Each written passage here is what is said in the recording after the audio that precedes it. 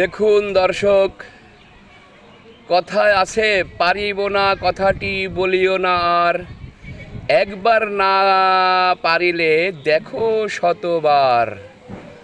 দেখুন আমরা সাকসেসফুল।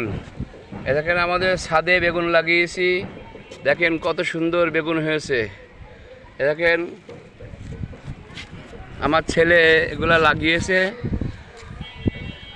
বেগুন ধরেছে।